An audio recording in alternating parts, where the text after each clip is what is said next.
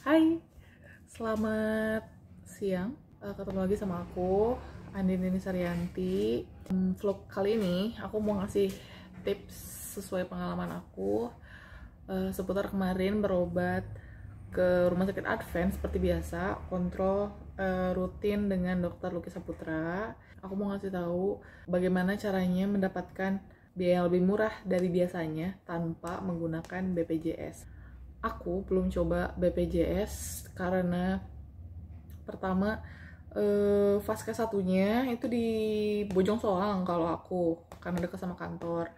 Nah, apa namanya, udah ke fase 1 tetap harus ke rumah sakit Al Islam dulu, dan habis itu baru bisa ke Advent gitu, karena prosesnya terlalu panjang dan aku nggak dapet. Maksudnya kalau di kantorku nggak bisa cuti seenak dengkul gitu ya, jadi harus benar-benar di prepare banget gitu. Dan alhamdulillah masih ada kemampuan untuk pakai jasa non BPJS di Rumah Sakit Advent. Jadi kenapa tidak kita coba pakai yang biasa aja dulu. Kalau misalnya nanti ada kesempatan waktunya buat ngurusin pakai BPJS, akan aku alihkan ke BPJS, seperti itu. Jadi bukan berarti aku meremehkan BPJS, bukan, dan lain sebagainya gitu. Jadi kemarin aku berobat ke sana lagi dan dapet info bagus dan ngobrol sama Dokter Luki. Ini ada 2 berita, yang satu bagus, yang satu lagi entah jadi bagus entah enggak, tapi aku agak-agak sedikit shock ya gitu. Nah, dulu kan aku pernah tes MMPI sama MMCI dan tingkat depresinya adalah 95/100, which is itu buruk ya menurut aku. Kalau 95/100 itu udah parah banget gitu. Terus karena tingkat stresnya yang tinggi dan didiagnosa PTSD juga, jadi dokter masih belum tahu nih apakah itu saat itu ada bipolar apa enggak. Tapi yang terpampang nyata di situ adalah PTSD, stres 95/100, dan BPD, borderline personality disorder gitu. Jadi saat itu dokter bilang aku BPD dan PTSD 95/100 itu. Nah, kemudian kan diobatin gitu dengan treatment obatnya racikan dokter Luki gitu. Kemudian aku udah turun nih tingkat depresinya. Cuman aku jadi impulsif banget. Yang aku rasain ya, karena dokter nanya apa yang dirasain. Aku jadi impulsif ya dok ya. Impulsif buyingnya udah parah gitu. Nah, impulsif gimana? Impulsifnya adalah aku lebih ke grab food, makanan gitu. Jadi bisa nih kondisi aku sudah makan, tiba-tiba pengen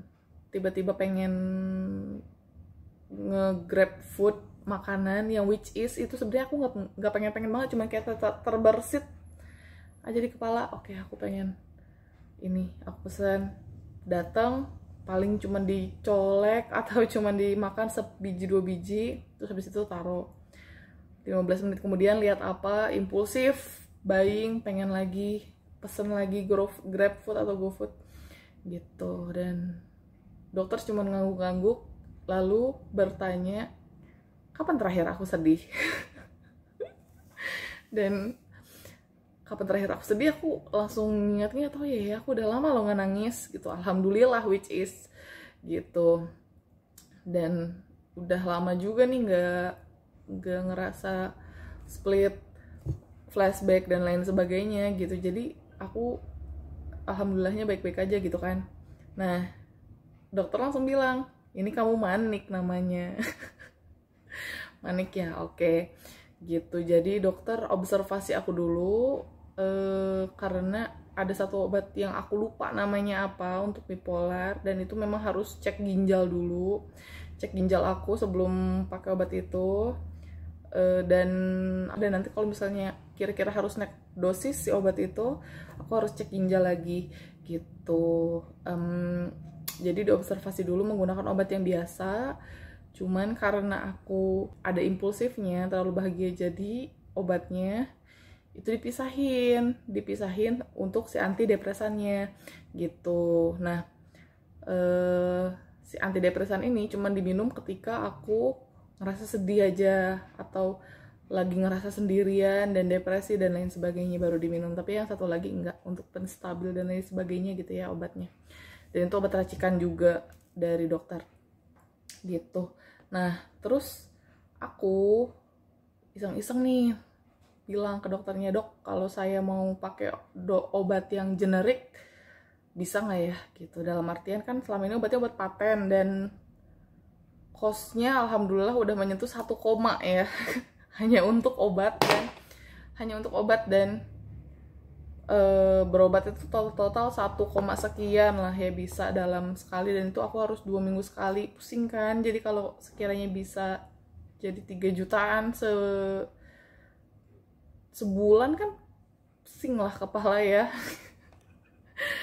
dan ini harus rutin juga gitu. Jadi aku bilang, dok bisa nggak pakai obat generik aja gitu, dan dokter mengiyakan, yeay gitu. Dokternya oke, nggak apa-apa saya kasih generik, cuman berarti racikannya kita ganti lagi, tapi kita coba dulu nih obat ya, observasi 2 minggu, berarti observasi 2 minggu, dilihat dulu apakah gimana, apakah bagusan yang paten, karena kan aku ada obat Arinia namanya. Nah yang bikin mahal tuh itu gitu. Nah si Arinia ini diganti sama salah satu obat yang menurut dokter ini efeknya bisa jadi ada kenaikan berat badan, tapi so far udah hampir seminggu aku nyobain dan enggak ya, alhamdulillah gitu. Nggak tahu sih, tapi kalau aku sih ngerasainnya kayak biasa aja ya gitu. Udah tuh konsul aku selesai. Aku konsul sama dokter Lucky, aku ke bagian farmasi buat nebus obat gitu sambil nunggu. Terus aku ke kasir dan alhamdulillah bayaran tuh cuman 500.000 dari 1, sekian, artinya worth it banget. Walaupun memang nggak pakai BPJS, tapi kalau kalian bisa BPJS dan langsung ke rumah sakit, kenapa nggak pakai BPJS aja? Tapi ini pengalaman aku nggak pakai BPJS dan turun hampir 1 jutaan selisihnya gitu kan. Ini kan oke gitu, dan dokternya ternyata kooperatif sekali gitu. Jadi ya seperti itu gitu. Nah ini aku udah lagi dalam kondisi nggak terlalu impulsif sih, tapi berhubung kemarin aku mulai searching bagaimana perbedaan antara aku tuh memang lagi impulsif karena bipolarnya, atau impulsif ya kayak karena pengen sendiri gitu, lagi searching hal kayak gitu. Dan karena aku lagi diobservasi juga, jadi aku kayak lagi menerima kenyataan bahwa oh ini bipolar ya, bukan cuman BPD doang yang ada di sini dan PTSD doang, tapi bipolarnya juga ada. Ya karena tingkat stresnya turun, jadi tingkat maniknya yang naik gitu. Kata dokter kalau impulsif banget, gembira banget, udah lama gak sedih tuh, ya udah deh aku bipolar.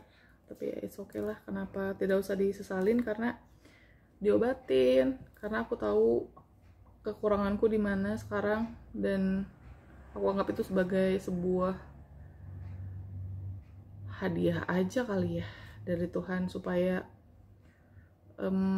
di umur aku yang sekarang 25 tahun ini bisa jadi tahu kenapa sih gue impulsif banget, rakus banget, walaupun gak dimakan tuh makanannya gitu. Ternyata ya itu jawabannya. Seperti itu. Tetap sehat, tetap semangat. Nanti akan aku update lagi soal ke bipolaran, ke BPD-an, dan ke PTSD-an lagi ketika sudah ada info lebih lanjut atau apa yang sudah aku alamin kayak gitu. Tetap semangat aja ya, tetap sehat, stay healthy. Grafiknya udah makin naik lagi nih, tapi jaga kesehatan lah ya intinya gitu. Udah sekian dari aku, dadah.